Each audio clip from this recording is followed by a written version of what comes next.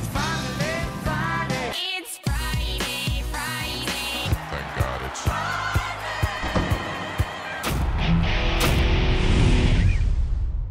All right, welcome back to the Friday Show, presented by Cal Racing Cares. I'm Scott Jagow in studio.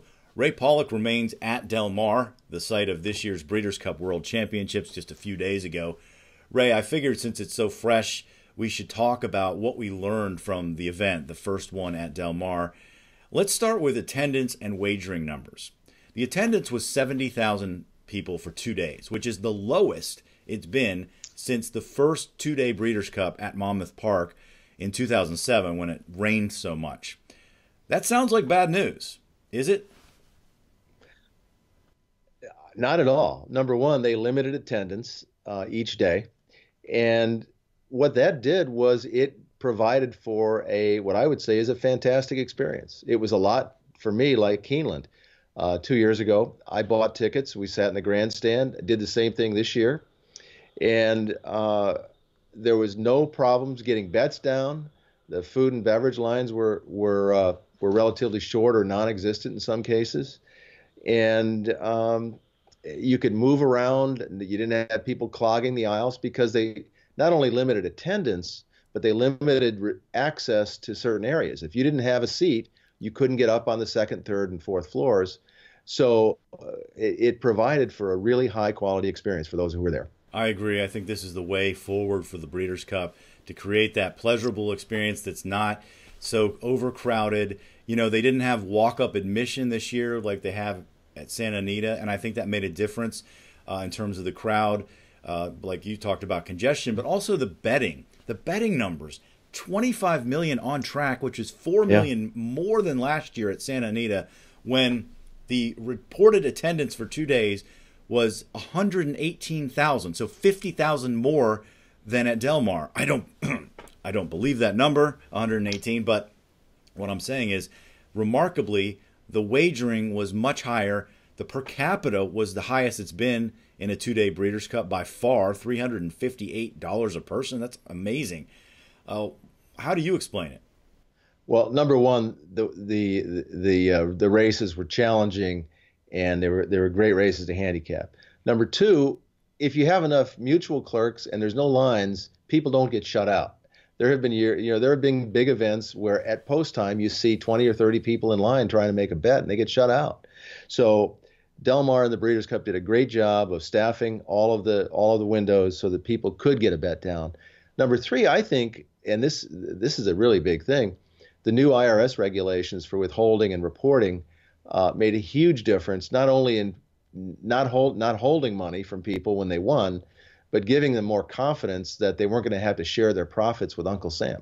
I agree completely about that, because I like the exotic wagers, and I was thinking about that going into my betting.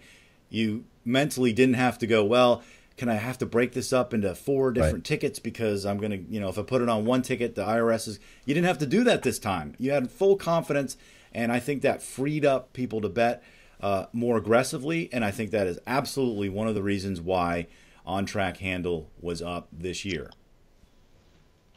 All right. Yeah. Let's move on and talk about the results on the track.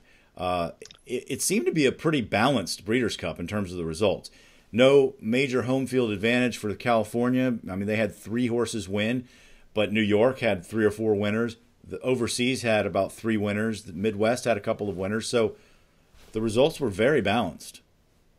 Yeah, there was no home field advantage. Were it not for Peter Miller and his 2 winners, the West Coast would have not looked too good. The other winner from the West Coast was Jerry Hollendorfer in Battle of Midway.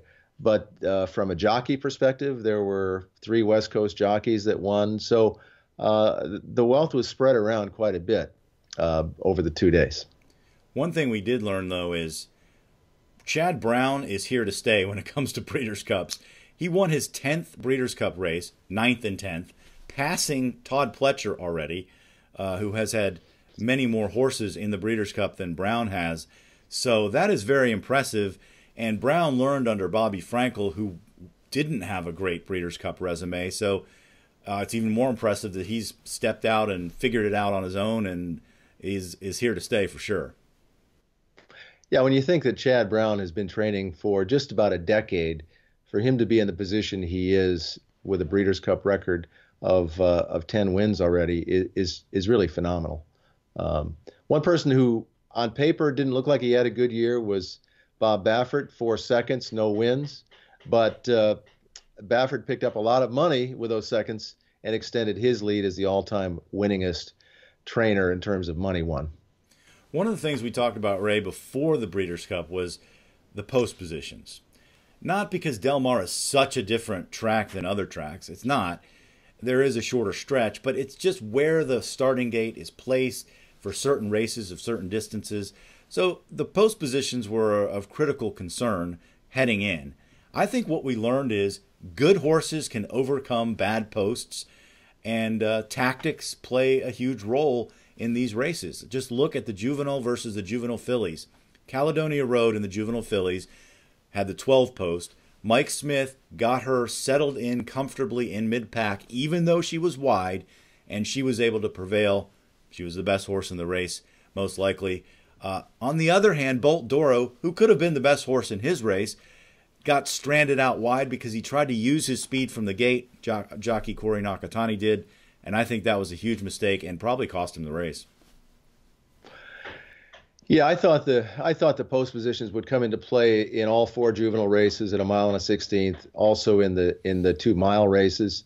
But other than Bolt Doro, I don't really think post positions really hurt anybody that much. The one race where I'd like to see a change when the Breeders' Cup does come back to Del Mar is the filly and mare turf coming out of that infield chute at a mile and an eighth. The race has always been run at a mile and a quarter or longer. I think the Breeders' Cup would be better off running at a mile and 3/8. There was a lot of bumping, a lot of problems caused in that first eighth of a mile. And in fact, Lady Eli, the favorite, came out of the race with a big gash in her leg, I think, from some bumping that took place there. So that's the one race I hope they consider changing. Yeah, safety has to be the highest concern, and we were concerned going in, and we saw what happened. So hopefully they'll learn from the situation with that race. I thought overall, though, both the turf course and the dirt course played fair throughout, and we certainly have not always seen that at Breeders' Cups where there have been biases. The only race where I think there was a bias, and this is not in any way to take away from Gunrunner's win in the Classic, but just watch the race. Watch it versus previous races. The fractions they set were strong. There should have been some closing going on because it had been happening in dirt races throughout the day with lesser fractions. So you just visually can see West Coast in third is not making up any ground, and he should have been. Guinevere isn't making up any ground. I mean, these horses that should have been closing weren't. So I do believe that the front runners were aided in the Classic. Yeah, I think the track maybe changed a little bit with the weather conditions. It was almost dark when they ran the Classic. The weather had cooled off considerably, and it probably changed the composition of the racetrack. But when you look at all 13 races, there are only 2 winning favorites, but there really were only a couple of horses that were just hard to figure. That's what's such a beautiful thing about the Breeders' Cup. You can have a 15-1 shot that wins, and the horse figures. Oh yeah, that's what makes this such a great entertaining betting challenge. Is that you can get a long shot, and it's not crazy. It's just a horse that figures. Well, look at the turf sprint. Stormy Liberal, trained by Peter Miller, who always wins at Del Mar. The horse had won 4 races in a row before shipping east and losing.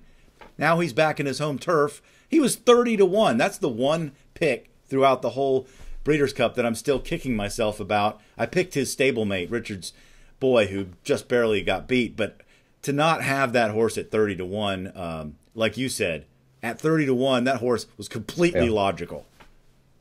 So I think we've established that Del Mar deserves another shot. And that's really good news for the Breeders' Cup because you've got 2 tracks in California now that can do a really quality job of hosting a Breeders' Cup. And now we've got 2 in Kentucky with Keeneland and Churchill Downs. Competition is good. And, we know where it's going to be next year at Churchill. But beyond that, we're not sure. Yeah, and I think the fact that we've had 2 venues in the last 3 years hosted for the first time and exceed expectations is great for the industry, and I think that it's great for Breeders' Cup attendance and betting as we go forward. Now, the next big event is the Pegasus World Cup in January, And it looks like we're going to get the rematch we're all, wanting to see, which is the top finishers in the Classic. But there's a surprise in that the winner of the Distaff, Forever Unbridled, is going to go in the Pegasus, we think. So that, to me, is great news because we haven't had... It's been a while since the days of Zenyatta and Rachel Alexandra and Havre de Grace competing, at the top level with the boys. Yeah, the owner of the filly is Chuck Fipke. He's a sportsman. He's game. As we all know, it's $1 million to run. He's willing to put his money up, and I think she's the kind of filly that she's got the constitution, I believe, to go against colts like Gunrunner and give a good accounting of herself and maybe pull it off. All right, that's going to do it for this edition of the Friday Show, presented by Cal Racing Cares. Thanks so much for joining us, and we'll see you next time.